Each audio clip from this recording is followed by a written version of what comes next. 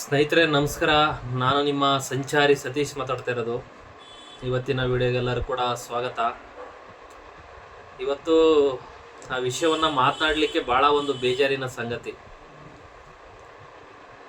ಸ್ಯಾಂಡಲ್ವುಡ್ಡಿನ ದರ್ಶನ್ ಅವರು ಅವ್ರ ವಿಚಾರವನ್ನು ಎತ್ಕೊಂಡು ಮಾತನಾಡಲಿಕ್ಕೆ ನಮಗೆ ಬೇಜಾರು. ನೋಡಿ, ಮನುಷ್ಯನಿಗೆ ಗಾಚಾರ ಕೆಡ್ತು ಅಂತಂದರೆ ಕಾಲಲ್ಲಿರೋ ಎಕ್ಕಡನೂ ಕೂಡ ಮಾತನಾಡ್ತಾವಂತೆ, ಆ ಸ್ಥಿತಿ ಆಗ್ಬಿಟ್ಟಿದೆ. ಈ ಕರ್ನಾಟಕ ಮಾಧ್ಯಮಗಳು ಒಬ್ಬರನ್ನ ಟಾರ್ಗೆಟ್ ಮಾಡಿ ಏನಾದ್ರು ಸ್ಟಾರ್ಟ್ ಮಾಡಿದರೆ ಅವ್ರನ್ನ ಮಾನಸಿಕವಾಗಿ ಯಾವ ರೀತಿಯಾಗಿ ಕುಗ್ಗಿಸ್ಬೇಕು ಅನ್ನೋದು ಈ ಮಾಧ್ಯಮದವ್ರು ನೋಡಿ ಕಲಿಬೇಕು. ಸುಮಾರು 1 ವರ್ಷದಿಂದ ಯಾವ ರೀತಿಯಾಗಿ ದಿನನಿತ್ಯ ಬೆಳಗ್ಗೆ ಎದ್ರೆ ಮಧ್ಯಾಹ್ನ ಸಾಯಂಕಾಲ ಆಗಿ ಯಾವಾಗ ಬೇಗ ಅವಾಗ ದರ್ಶನ್ ಅವರ ವಿಚಾರವನ್ನು ಎತ್ಕೊಂಡು ಟಿ ವಿಯಲ್ಲಿ ಇಡೀ ಕರ್ನಾಟಕದ ತುಂಬ ಹೇಳಿ ಹೇಳಿ ಹೇಳಿ ಹೇಳಿ ಹೇಳಿ ಜನರನ್ನ ಒಂದು ಭಾವನೆಗಳಿಗೆ ಧಕ್ಕೆಯನ್ನು ತಂದುಬಿಟ್ರು. ಈ ಟಿ ವಿ ಏನರಪ್ಪ, ಈ ಟಿ ವಿ ಆನ್ ಮಾಡೋದಕ್ಕೆ ದರ್ಶನ್ ಅವರ ವಿಚಾರವನ್ನು ತೋರಿಸ್ತಾರೆ. ಯಾವರು ತಪ್ಪು ಮಾಡದೇ ಇದ್ದಂತ ತಪ್ಪು ಮಾಡಿದ್ದಾನೆ, ಎಷ್ಟೋ ಸಾವಿರ ಜನ ತಪ್ಪು ಮಾಡಿದ್ದಾರೆ, ಅವರನ್ನ ತೋರಿಸೋದು ಬಿಟ್ಟು ಈ ರೀತಿಯಾಗಿ ದರ್ಶನ್ ಅವರನ್ನ ತೋರಿಸ್ತಾ ಇದಾರಲ್ಲ ಅನ್ನೋದು ಎಷ್ಟೋ ಜನ ಚೀಮಾರಿ ಹಾಕ್ಬಿಟ್ಟಿದ್ದಾರೆ ಮಾಧ್ಯಮಗಳಿಗೆ. ಎಷ್ಟೋ ಜನ ಮಾಡಿಲ್ವಾ? ಎಷ್ಟೋ ರಾಜಕಾರಣಿಗಳು ಏನೇನೋ ಆಗಿದ್ದಾರೆ, ಅವರೆಲ್ಲ ಯಾಕೆ ನೀವು ಹಗಲು ರಾತ್ರಿ ತೋರಿಸ್ತಿಲ್ಲ? ದರ್ಶನ್ ಅವರ ವಿಚಾರವನ್ನ ಹಿಡ್ಕೊಂಡು ಯಾಕೆ ಇಷ್ಟೊಂದು ದೊಡ್ಡ ಮಟ್ಟದಲ್ಲಿ ಸುದ್ದಿ ಮಾಡಿ ಪ್ರಸಾರ ಮಾಡಿ? ಯಾವುದೋ ಒಂದು ಆಡಿಯೋದಲ್ಲಿ ದರ್ಶನ್ ಅವರ ಏನೋ ಮಾಧ್ಯಮಗಳಿಗೆ ಹಂಗೆ ಹಿಂಗೆ ಅಂತ ಏನೋ ಅಂದ್ರು ಅಂತ ಹಿಡ್ಕೊಂಡು ಅದನ್ನೇ ಹಿಡ್ಕೊಂಡು ಹಗಲು ರಾತ್ರಿ ಬಿಡ್ದಂಗೆ ಜನಗಳಿಗೆ ಏನು ತೋರಿಸ್ಬೇಕು, ಅವ್ರ ಮೇಲೆ ಏನು ಅಪಪ್ರಚಾರ ಮಾಡಬೇಕು, ಯಾವ ರೀತಿಯಾಗಿ ನಿಂದನೆ ಮಾಡಬೇಕು, ಎಲ್ಲ ರೀತಿಯಾಗಿ ಮಾಡಿಬಿಟ್ರು ಕಣ್ರಿ. ಇದೊಂದು ಭಾಳ ಬೇಜಾರಿನ ಸಂಗತಿ. ನಿನ್ನೆ ಅವ್ರನ್ನ ಕೋರ್ಟಲ್ಲಿ ಕರ್ಕೊಂಡ್ಬರ್ತಾರೆ. ನ್ಯಾಯಾಧೀಶರ ಮುಂದೆ ನನಗೊಂದು ತೊಟ್ಟು ವಿಷ ಕೊಟ್ಬಿಡಿ ಅಂತ ಕೇಳ್ತಾರಂತೆ. ಅಂದರೆ ಆ ಮನುಷ್ಯ ಎಷ್ಟು ಕುಗ್ಗಿರ್ಬೋದು, ಒಳಗಡೆ ಎಷ್ಟು ಮಾನಸಿಕವಾಗಿ ವೇತನೆ ಪಟ್ಟಿರ್ಬೋದು. ಅಂಥ ದೊಡ್ಡ ನಟ ಹೊರಗಡೆ ಅವ್ರದ್ದೇ ಆದಂಥ ಲೈಫನ್ನು ಲೀಡ್ ಮಾಡಿದಂಥವ್ರು, ಅವ್ರದ್ದೇ ಆದಂಥ ಲೈಫನ್ನು ಎಂಜಾಯ್ ಮಾಡಿದಂಥವ್ರು ಕರ್ಕೊಂಡೋಗಿ 4 ಗೋಡೆಗಳ ಮಧ್ಯೆ ಕೂಡಾಕ್ದಾಗ ಯಾವ ರೀತಿಯಾಗಿ ಹೇಳ್ಕೊತಾರೆ. ಒಂದು ತೊಟ್ಟು ವಿಷ ಕೊಟ್ಬಿಡಿ ಅಂತ ಕೇಳಿದ್ರಂತಲ್ಲ, ಅಲ್ಲಿರೋವಂಥವ್ರಿಗೆ ಎಲ್ಲರಿಗೂ ಕೂಡ ಒಂದು ಕ್ಷಣ ಬೇಜಾರು. ಅಂದರೆ ಯಾವುದೇ ಒಬ್ಬ ಮನುಷ್ಯ ಆಗಲಿ ನೆಮ್ಮದಿ ಇಲ್ಲ ಅಂತ ಅಂದರೆ ಅವನ ಹತ್ರ ಏನು ಕೋಟಿ ಇದ್ರೇನು, ಯಾವ ಸುಖ ಸಂಪತ್ತಿದ್ರೇನು, ನೆಮ್ಮದಿ ಇಂಪಾರ್ಟೆಂಟ್ ಆಗ್ತದೆ ಸ್ನೇಹಿತರೆ. ಆದರೆ ದರ್ಶನ್ ಅವರ ವಿಚಾರದಲ್ಲಿ ಇವೆಲ್ಲ ನೋಡ್ಕೊಂಬಿಟ್ರೆ ನಿಜವಾಗ್ಲೂ ಕೂಡ ಭಾಳ ಬೇಜಾರಿನ ಸಂಗತಿ. ಹಿಂದೆ ಪರಪ್ ನಗರದಲ್ಲಿದ್ದಕ್ಕಂಥ ದರ್ಶನ್ ಯಾವುದೇ ಒಂದು ಹೊರಗಡೆ ಕೂತ್ಕೊಂಡು ಅಲ್ಲಿರುವಂತಹ ಕೈದಿಗಳು ಮತ್ತೊಬ್ರು ಯಾರೋ ಒಂದು ಫೋಟೋವನ್ನು ಕ್ಲಿಕ್ಕಿಸಿ, ಇಲ್ಲ ದರ್ಶನ್ ಅವರು ಹೊರಗಡೆ ಆರಾಮಾಗಿದ್ದಾರೆ, ಮತ್ತೊಬ್ರು ಇದ್ದಾರೆ, ಅದು ಯಾರೋ ರೌಡಿಗಳು ಸೇರ್ಕೊಂಡಿದ್ದಾರೆ ಹಂಗೆ ಹಿಂಗೆ ಅಂತ ಹೇಳಿ ಫೋಟೋವನ್ನು ಬಿಟ್ಟದ ಸಂದರ್ಭದಲ್ಲಿ ಅದು CM ತಕ್ಕ ಸುದ್ದಿ ಹೋಗಿ, ಇಲ್ಲ ನಾವು ಮಾತಾಡ್ತೀವಿ ಅಂತೇಳಿ ಕಟ್ಟುನಿಟ್ಟಾದಂತಹ ಒಂದು ಕ್ರಮವನ್ನು ದರ್ಶನ್ ಅವರಿಗೆ ಜರುಗಿಸಿದ್ರು.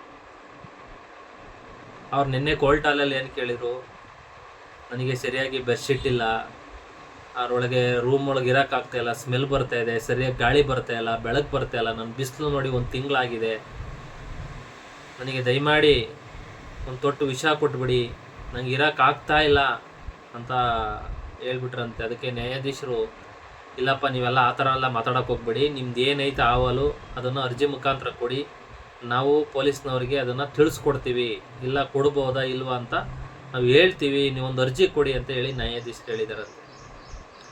ನಮಗೆ ಇನ್ನೂ ಹೆಚ್ಚುವರಿ ಬೆಡ್ಶೀಟ್ ಬೇಕು ಮತ್ತೊಂದು ಎಲ್ಲ ಹೇಳಿದಾರಂತೆ.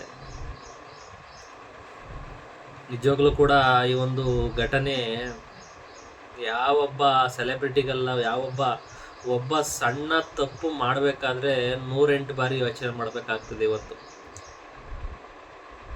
ಅಂತ ಒಬ್ಬ ಅಭಿಮಾನಿಗಳು ಹೊರಗಡೆ ಬಂದಂಥ ಟೈಮಲ್ಲಿ ದರ್ಶನ್ನು ಅಭಿಮಾನಿಗಳು ಎಷ್ಟೊಂದು ಜನ ಫೋಟೋ ಮತ್ತೊಂದು ಕ್ರೌಡು ಎಲ್ಲ ಸಡನ್ನಾಗಿ ಆ ಒಂದು ದಿವಸ ಇಲ್ಲದೆ ಹೋದಂಥ ಟೈಮಲ್ಲಿ ಮನಸ್ಸೊಳಗೆ ಕುತ್ಕೊಂಡು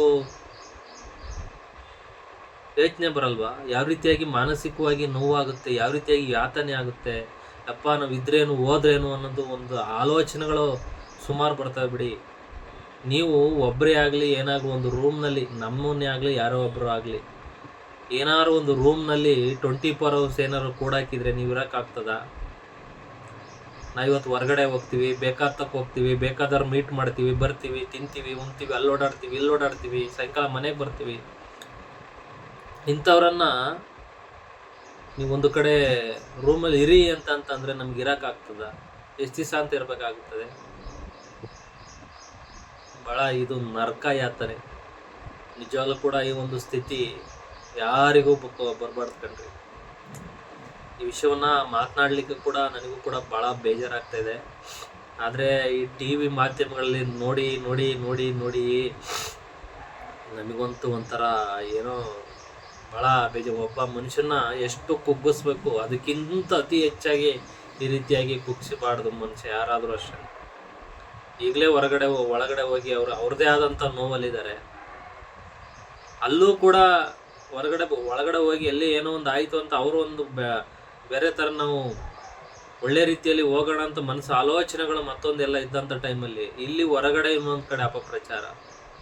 ಅವ್ರ ಮನೆಯವರಿಗೆ ಯಾವ ರೀತಿಯಾಗಿ ಮಾನಸಿಕವಾಗಿ ಒತ್ತಡ ಆಗಿರ್ಬೋದು, ಅವ್ರುಗಳು ಹೊರಗಡೆ ಹೋದಂಥ ಟೈಮಲ್ಲಿ ಅವ್ರ ಹಿಂಬಾಲಕರು ಮಾತ್ರ ಏನೋ ಒಂದು ರೆಸ್ಪೆಕ್ಟು ಮತ್ತೊಂದು ಇದು ಮಾಡ್ತಾರೆ. ಆದರೆ ಪಬ್ಲಿಕ್ಕು ಈಗ ಪರ ವಿರೋಧ ಎರಡೂ ಇರ್ತಾರೆ. ಪಬ್ಲಿಕ್ಕು ಅಭಿಮಾನಿಗಳು ಒಂದು ಕಡೆ ಇರ್ತಾರೆ, ಏನೇ ಆಗಲಿ ನಮ್ಮ ಅಭಿಮಾನ ಅಂತ ಒಂದು ಕಡೆ ತೋರಿಸ್ತಾರೆ, ಮತ್ತೊಂದು ಕಡೆ ಸೊ ಈ ರೀತಿಯಾಗಿ ಹಂಗೆ ಹಿಂಗೆ ಅಂತ ಅವ್ರ ಮಕ್ಕಳಿಗೆ ಮತ್ತೊಬ್ಬರಿಗೆ ನೋಡಿ. ಯಾರು ಕೂಡ ಒಂದು ಸಣ್ಣ ತಪ್ಪು ಮಾಡಬೇಕಾದ್ರೆ 108 ಬಾರಿ ಯೋಚನೆ ಮಾಡಿ ಅನ್ನೋದನ್ನು ನಮ್ಮೆಲ್ಲ ವೀಕ್ಷಕರಿಗೆ ಹೇಳಕ್ಕೆ ಬಯಸ್ತೇನೆ. ಆದಷ್ಟು ದರ್ಶನ್ ಅವರಿಗೆ ಬೇಲ್ ಸಿಗಲಿ, ಹೊರಗಡೆ ಬರಲಿ, ಒಂದು ಒಳ್ಳೆ ರೀತಿಯಲ್ಲಿ ಅವರು ಜೀವನವನ್ನು ಲೀಡ್ ಮಾಡ್ಕೊಂಡು ಹೋಗಲಿ ಅನ್ನೋದನ್ನು ನಾವು ಒಬ್ಬ ಸಾರ್ವಜನಿಕರಾಗಿ ಸಮಾಜದಲ್ಲಿ ಆಗುಗಳ ಬಗ್ಗೆ ನೋಡಿಕೊಂಡು ಸೋಷಿಯಲ್ ಮೀಡಿಯಾದಲ್ಲಿ ನಮಗೆ ಆದಂಥ ರೀತಿಯಲ್ಲಿ ಹೇಳ್ಕೊಂಡು ಸಾರ್ವಜನಿಕರಿಗೆ ಮಾಡ್ತಾಯಿದ್ದೀನಿ ಸ್ನೇಹಿತರೆ. ನನ್ನ ಒಂದು ಆಶಯ ಅಂತಂದರೆ ತಪ್ಪು ಮಾಡೋದು ಸಹಜ, ತಿದ್ದಿ ನಡೆಯೋದು ಮನುಜ. ಹಾಗಾಗಿ ಇಡೀ ಇವತ್ತು ವ್ಯವಸ್ಥೆಯನ್ನು ಯಾರು ನಮ್ಮ ದೊಡ್ಡ ದೊಡ್ಡ ರಾಜಕಾರಣಿಗಳೇ ಇವತ್ತು ಎಷ್ಟೋ ಬಾರಿ ಜೈಲಿಗೆ ಹೋಗಿ ಬಂದು ಜನನ್ನ ಆಳ್ತಾ ಇದ್ದಾರೆ. ಅದ್ರ ಮುಂದೆ ಇದು ನೋಡ್ದಂಥ ಟೈಮಲ್ಲಿ ಅನ್ಎಕ್ಸ್ಪೆಕ್ಟೆಡ್ ಆಗಿದೆ. ಇದನ್ನು ಅವ್ರು ತಪ್ಪು ಮಾಡಿದಾರೆ ನಾವು ವಹಿಸ್ಕೊಂಡು ಮಾತಾಡೋಕ್ಕಾಗಲ್ಲ. ಅನ್ಎಕ್ಸ್ಪೆಕ್ಟೆಡ್ ಆಗಿ ಹೋಗಿದೆ. ಅದನ್ನು ಅದೇನೇ ಶಿಕ್ಷೆಯನ್ನು ಅನುಭವಿಸಿ ನ್ಯಾಯಾಧೀಶರು ಯಾವ ರೀತಿಯಾಗಿ ಜಾಮೀನು ಕೊಡ್ತಾರೋ ಮತ್ತೊಂದು ಎಲ್ಲ ನೋಡಿಕೊಂಡು ಒಂದು ಒಳ್ಳೆ ರೀತಿಯಲ್ಲಿ ಬಂದು ಜೀವನವನ್ನು ರೂಪಿಸ್ಕೊಳ್ಳಿ ನಮ್ಮ ದರ್ಶನ್ ಅವರು. ಅಭಿಮಾನಿಗಳು ಅಷ್ಟೇ ನಾವು ಒಂದು ಹೇಳೋದು, ದಯಮಾಡಿ ನೀವು ಅತಿರೇಕಕ್ಕೆ ಹೋಗಿ ಒಂದು ರೀತಿಯಲ್ಲಿ ನಿಮ್ಮ ಹೀರೋ ಈ ಥರ ಮಾಡ್ತಾ ಇದ್ದ, ನೀವು ಅಭಿಮಾನಿಗಳು ಈ ತೀರ ವರ್ತನೆ ಮಾಡ್ತಾ ಇದ್ದಾರೆ ಅಂತೇಳಿ ಹಲವಾರು ಹೊರಗಡೆ ಎಲ್ಲ ಹಬ್ಬಿಸ್ತಾರೆ. ದಯಮಾಡಿ ನೀವು ಕೂಡ ಮನಸ್ಸಲ್ಲೇ ಅಂದ್ಕೊಳ್ಳಿ, ದೇವರನ್ನು ಪ್ರಾರ್ಥನೆ ಮಾಡ್ಕೊಳ್ಳಿ. ಅಭಿಮಾನಿ ಆಗಿದ್ದವರು ಅವರಿಗೆ ಗೌರವ ತಂದು ಕೊಡ್ತಕ್ಕಂಥ ಕೆಲಸವನ್ನು ಯಾರೇ ಅಭಿಮಾನಿಗಳಾಗಲಿ ಮಾಡಬೇಕು. ಅವರಿಗೆ ಈಗಲೇ ಮತ್ತೊಂದು ಏನನ್ನು ಈ ಮಾಧ್ಯಮಗಳಲ್ಲಿ ನೋಡಿ ಯಾವ ರೀತಿಯಾಗಿ ಬೈಬೇಕು, ಮತ್ತೊಂದು ಯಾವ ರೀತಿಯಾಗಿ ಹೇಳಬೇಕು, ಆ ರೀತಿಯಾಗಿ ಎಲ್ಲ ಬೈತಾ ಇದ್ದಾರೆ. ಈ ರೀತಿಯಾಗಿ ನೀವು ಅಭಿಮಾನಿಗಳು ದುರ್ವರ್ತನೆ ತೋರಿಸಿ ಈ ರೀತಿಯಾಗಿ ಮಾಡೋಕ್ಕೆ ಹೋಗ್ಬೇಡಿ. ತಾವು ಹೊರಗಡೆ ಬರಲಿ, ಒಂದಡ್ಡ ಟೈಮಲ್ಲಿ ಯಾವ ರೀತಿಯಾಗಿ ನಿಮ್ಮ ಜೊತೆ ಫಿಲಮ್ ಮಾಡ್ತಾರೆ, ಮತ್ತೊಂದು ಎಲ್ಲ ರೀತಿಯಾಗಿ ಇರ್ತಾರೆ. ಸಮಾಧಾನದಿಂದ ಇರಿ. ಆದಷ್ಟು ಬೇಗ ದರ್ಶನ್ ಅವರಿಗೆ ಒಂದು ಬೇಲ್ ಸಿಗಲಿ ಅನ್ನೋದನ್ನು ನಾನು ಕೂಡ ಭಗವಾನ್ ಹತ್ರ ಪ್ರಾರ್ಥನೆ ಮಾಡ್ತೇನೆ. ಆಗ ನಮ್ಮೆಲ್ಲ ವೀಕ್ಷಕರಿಗೂ ಕೂಡ ನಮಸ್ಕಾರಗಳು. ದಯಮಾಡಿ ಫಸ್ಟ್ ಟೈಮ್ ನಮ್ಮ ಯೂಟ್ಯೂಬ್ ಚಾನಲನ್ನು ವಿಡಿಯೋವನ್ನು ನೋಡ್ತಾ ಇದ್ದಾರೆ, ದಯಮಾಡಿ ಒಂದು ಸಬ್ಸ್ಕ್ರೈಬ್ ಮಾಡ್ತಕ್ಕಂಥ ಕೆಲಸವನ್ನು ಮಾಡಿ. ನಿಮ್ಮ ಅನಿಸಿಕೆ ಅಭಿಪ್ರಾಯಗಳನ್ನು ಕಮೆಂಟ್ ಮುಖಾಂತರ ತಿಳಿಸಿ ಸ್ನೇಹಿತರೆ. ಹಾಗಾಗಿ ಒಂದು ವಿಡಿಯೋವನ್ನು ಮಾಡ್ತಾಯಿದ್ದೀನಿ. ಏನಾದ್ರು ತಪ್ಪಿದರೆ ಕ್ಷಮೆ ಇರಲಿ. ಜೈ ಹಿಂದ್, ಜೈ ಕರ್ನಾಟಕ ಮಾತೆ.